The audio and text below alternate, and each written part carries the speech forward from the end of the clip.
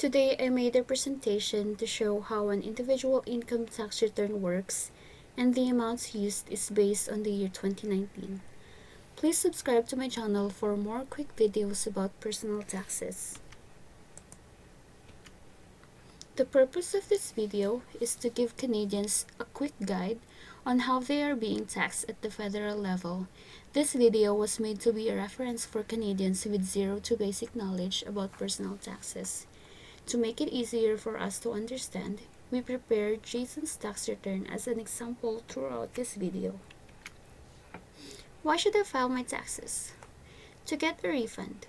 A refund is an excess money you paid to the government or excess money taken off from your paycheck. To get benefits, like the Canada Child Benefit, GST or HST tax credit, or provincial benefits. And to keep your personal information up to date for a later request from the government. How to get the maximum refund.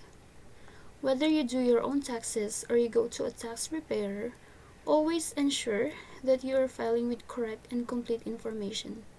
Complete information means including all the expenses, deductions, and credits you are entitled to in your tax return, including all the income whether it is from employment or from casual jobs or extra income like tips.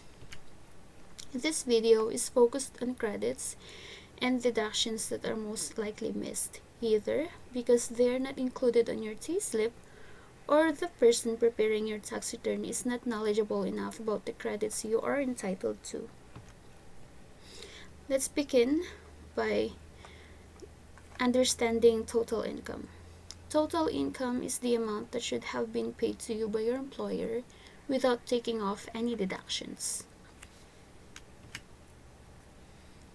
To better understand this, we prepared an illustration about Jason's tax return. Jason is paid $20 an hour and he worked a total of 2,500 hours in a year. His total income is 2,500 hours multiplied by $20 an hour is $50,000. If you work any other jobs during the year, any amount paid to you should also be added to the total income. Jason also works part-time during the winter shoveling his neighbor's driveway, and as a result, he made $2,000 for the year. Jason's total income, therefore, is $52,000. That is the $50,000 and the $2,000. And these are the list of total income items. It's very important that you report total incomes not listed on a T-slip. If you want to see the full list of items included in a total income, you can find them on line 10-100 to line 14-700 of T1 General Form. Second, what is a net income? Net income is used to calculate federal and provincial or territorial non-refundable tax credits. The CRA also uses your net income to calculate amounts such as the CCB, the GST or HST credit, the social benefits repayment, and certain credits. So net income is the difference of the total income and deductions. In most cases, the lower your net income means the bigger payment from benefits. The best way to lower your net income is to include all the deductions from total income. To better understand this, we have illustration 2. Jason is a CPA and he needed to pay annual professional dues. He paid $1,200 for the current year, and he also have $3,000 in moving expenses, such as U-Haul, rental, hotel accommodations, meals along the way, gas, etc. Jason is also an RRSP contributor. He contributes a total of $1,200 in the current year. His net income, therefore, is $46,600, lowered by these deductions: professional dues, moving expenses, and RRSP contribution. It is very important for you to keep all your receipts for all deductions. And this is the list of complete deductions under the net income. So we have childcare expenses, disability support deduction, moving expenses, etc. Taxable income is net income less deductions. Taxable income is the amount that defines the tax payable percentage. In a Canadian personal taxation, the lower the taxable income means the lower tax payable to the government, both federal and provincial.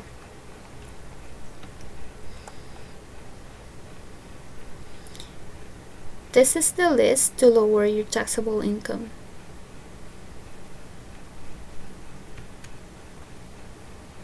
So, illustration 1.3.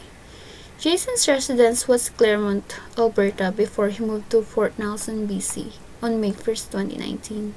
Jason lived with his wife throughout 2019 and they decided that they will share the Northern Residence Deduction. So, what is the Northern Residence Deduction? The Northern Residence Deduction consists of a residency deduction for living costs and a deduction for travel benefits. These deductions provide relief to those who live in a prescribed zone and recognize that such individuals are often faced with a higher cost of living, environmental hardships, and limited access to services. There are two kinds of place for the Northern Residence Deduction. That is the prescribed northern zones, which is $11 per day basic plus $11 per day additional, and intermediate northern zones where the residents can get $550 per day basic plus $550 per day additional. In claiming the Northern Residence Deduction, only one person in one particular household can claim both basic and additional deductions, or every taxpayer in one particular household can claim the basic deduction only.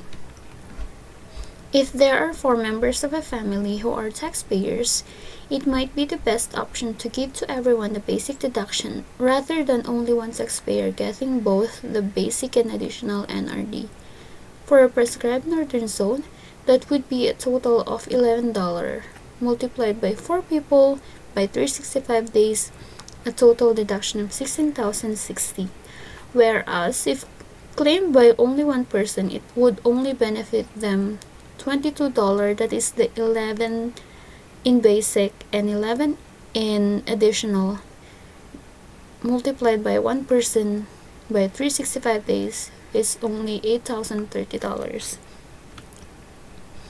So Jason's Northern Residence Deduction is computed as $550 multiplied by 119 days, $550 because he is sharing the Northern Residence Deduction with his wife, and under Fort Nelson, which is prescribed northern zone, $11 multiplied by 244 days. $11, he's only getting the basic because, again, he is splitting the Northern Residence Deduction with his wife. His total NRD is $1,996.50. Jason's taxable income, therefore, is his net income of $46,600 less Northern Residence Deduction is $44,603. His tax payable using this amount is $44,603 multiplied by 15% is $6,690.45. So next, we're going to discuss non-refundable tax credits. Non-refundable tax credits are amounts that are set off against your tax payable calculated from your taxable income. The more non-refundable tax credits you get means the less tax payable you'll have to pay. But keep in mind that you can only deduct the non-refundable tax credits as much as your tax payable. That's what it makes it non-refundable. So in Jason's case, he can only deduct up to $6,690.45 in non-refundable tax credit. And these are the list of non-refundable tax credits. We have basic personal amount up to donations and gifts. To better understand this, we have illustration 4. Jason donated $1,000 to St. Joseph's Church for year 2019. He is still paying his student loan from his college education, which cost him a student loan interest of $200 per year. In his case, the total non-refundable tax credit is the basic personal amount, which is fixed amount set by CRA of $12,069, Canada employment amount, fixed amount set by CRA, donations $1,000, student loan interest of $200, and the total will get multiplied by 15%. 15% is also a fixed percentage. The total non-refundable tax credit therefore is $2,173.65. So continuing Jason's tax return, the tax payable of $6,690.45 less the non-refundable tax credit of $2,173 less deductions from his paycheck or box 22 of his T4 of $7,000 results in a tax refund of $2,483.20. Next, we're going to discuss what is a refundable tax credit and how does it give you more in refund. Refundable tax credits are credits that will be paid to you if you are eligible. It means that even if you do not owe any tax, as long as you file a tax return, it will be paid to you. Often, the federal or provincial government pays them to you in a series of payments through the year to assist with living expenses. One good example for this is the Goods and Services Tax or Harmonized Sales Tax Credit and also the CCB. I've seen a lot of stay-at-home moms who are filing for their tax return so they can get the CCB or the Canada Child Benefit. So some refundable tax credits are paid to you when you file a tax return, such as the working income tax benefit for low-income earners. Some provinces also give refundable tax credits that apply to provincial or territorial income. A good example of this is the Climate Action Incentive of Alberta, Ontario, Manitoba, and Saskatchewan. It is very important to file taxes because the government will not be able to compute the credits or benefits that you are entitled to. I have seen a lot of people who did not get a lot of money they are entitled to because they were not filing taxes. Big example of this is again the Canada Child Benefit.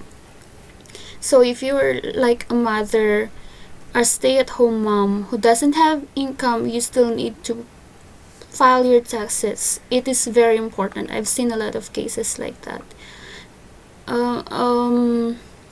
So this is it. I hope you learned a lot and thank you for watching my video.